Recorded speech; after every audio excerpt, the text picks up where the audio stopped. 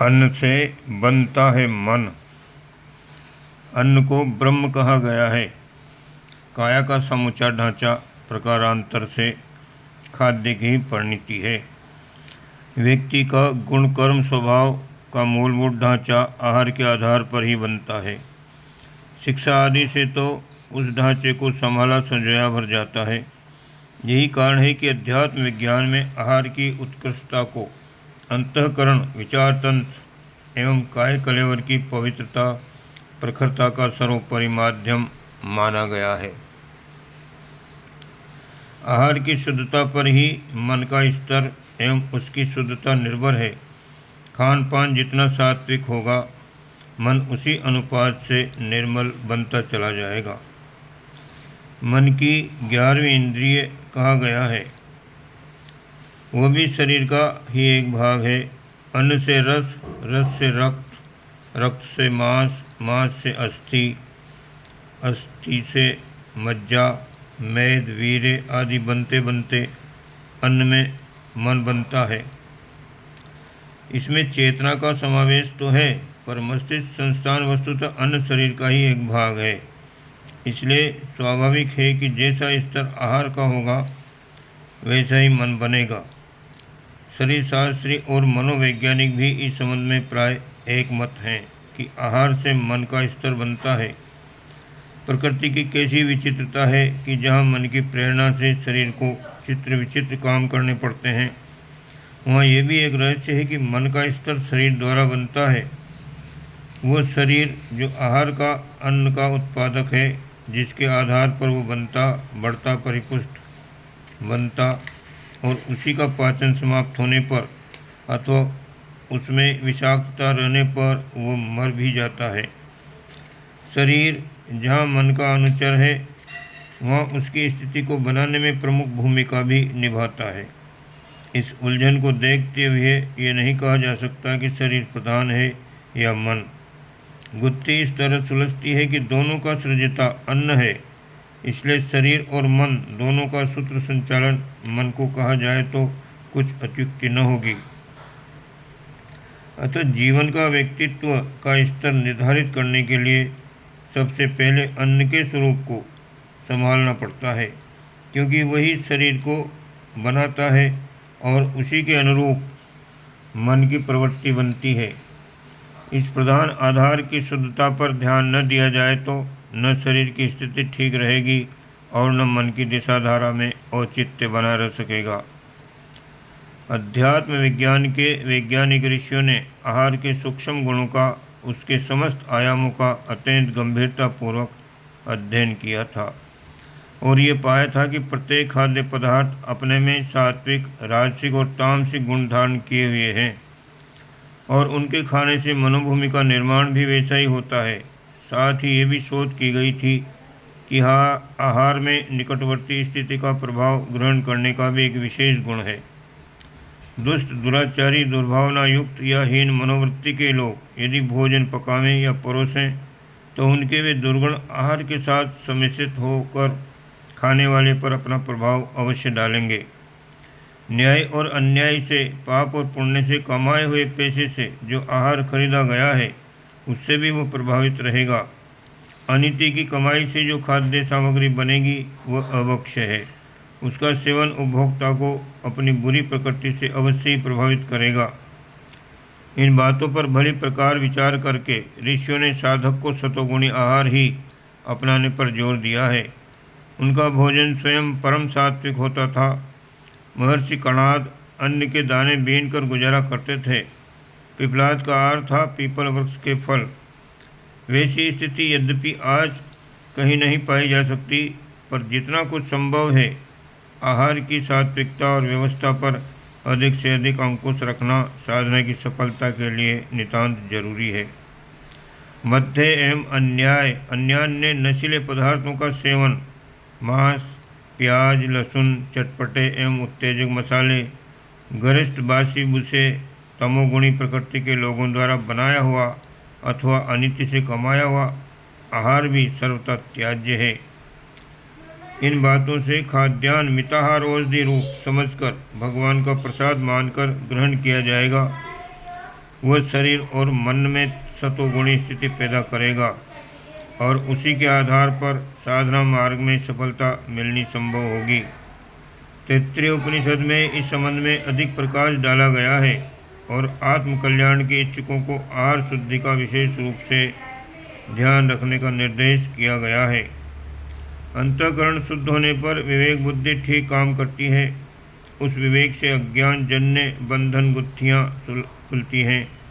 फिर परम तत्व का साक्षात्कार हो जाता है।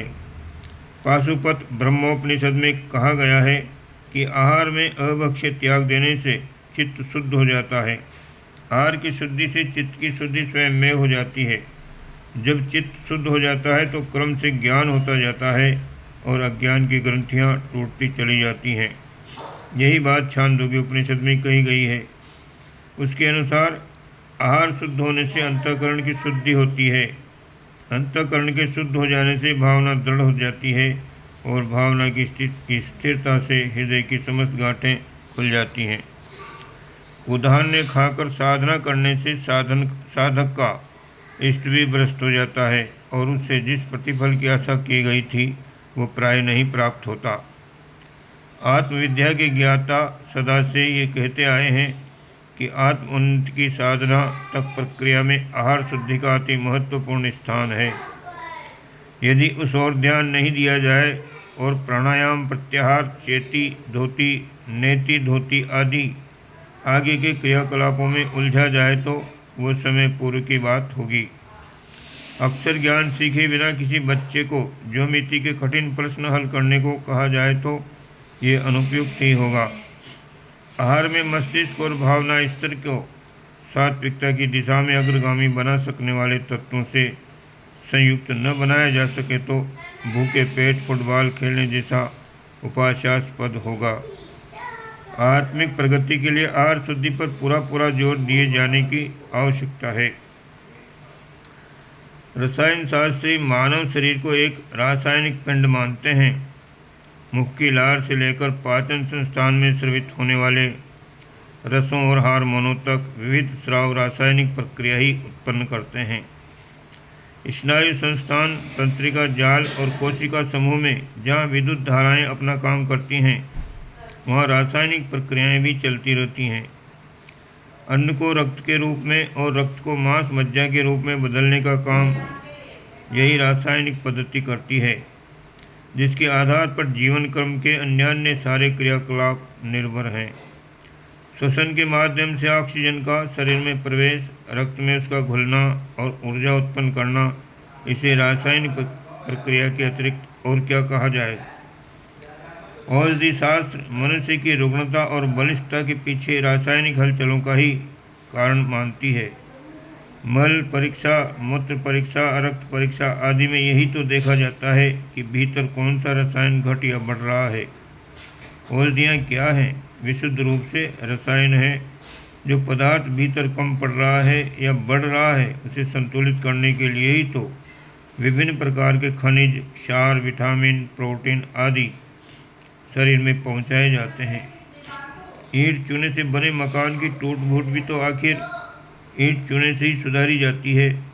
फिर शरीर में आई अव्यवस्था को व्यवस्थित करने के लिए रसायनों के अतिरिक्त और क्या माध्यम हो सकता है। इसी मान्यता पर समस्त औषधि शास्त्र का निर्माण हुआ है। अध्यात्म शास्त्र भी मानवीय चेतना को परिष्कृत करने के लिए रसायनों का प्रयोग करता है। उसकी मान्यता है कि वस्तुओं में स्थूल, सूक्ष्म और कारण ये तीन शक्ति होती है। अन्न का स्थूल स्वरूप रक्त, मांस बनता है। उसके सूक्ष्म रूप से मस्तिष्क एवं विचार बनते हैं और कारण रूप भावनाओं का विनिर्मित करता है। यदि सड़ा भूसा विषाक्त अन्न होगा तो उससे पोषण तो दूर उल्टे रोग उत्पन्न होंगे।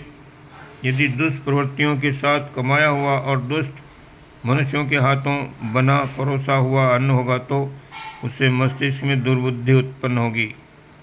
इसी प्रकार यदि उसे प्रसाद भावना से पकाया और औषधि भावना से खाया न गया होगा, बनाने और खिलाने वाले की स्नेहसिक्त सद्भावनाओं का समन्वय न होगा, तो उससे खाने वाले का अंतःकरण विकसित न होगा, उसकी भावनाओं में उच्च स्तर उभार न आएगा। आहार केवल स्थूल दृष्टि से पौष्टिक एवं स्वल्प होना चाहिए, वरन उसके पीछे न्यायानुकूल उपार्जन और सद्भावनाओं के समन्वय का भी तारतम्य जुड़ा रहना चाहिए। तभी वह अन्न मनुष्य के तीनों आवरणों को समुचित पोषण कर सकेगा और तभी उसे शारीरिक, मानसिक और आध्यात्मिक दृष्टि के सर्वांगीण विकास का अवसर प्राप्त होगा। आहार के साथ जुड़े हुए कुछ तत्व शरीर भूमिका से आगे बढ़कर मन क्षेत्र को प्रभावित करते हैं। इसका प्रमाण वे वस्तुएं देती हैं जिन्हें नशीली कहते हैं। नशा पदार्थ का सूक्ष्म गुण है, वह रक्त मांस पर तो प्रभाव डालता ही है, साथ ही मस्तिष्क को, मन, बुद्धि, चित्त, अहंकार को भी प्रभावित करता है। नशे का प्रभाव होते ही मनुष्य का मस्तिष्क बेकाबू हो जाता है और वह कुछ का कुछ सोचने, देखने, समझने लगता है। इतना ही नहीं, धीरे धीरे उस नशेबाजी का प्रभाव सेवनकर्ता के गुण, कर्म, स्वभाव पर पड़ता चला जाता है और उसका चरित्र, दृष्टिकोण, स्वभाव आदि का स्तर निरंतर गिरता चला जाता है। ये तथ्य बताते हैं कि आहार का प्रभाव केवल शरीर तक सीमित नहीं है। ये केवल भूख बुझाने, स्वाद देने और रक्त मांस बनाने की स्थूल शारीरिक क्रिया तक सीमित नहीं रहता है, वरन उसके सूक्ष्म प्रभाव मस्तिष्क को ही नहीं, अंतःकरण को भी प्रभावित करते हैं। ओम शांति।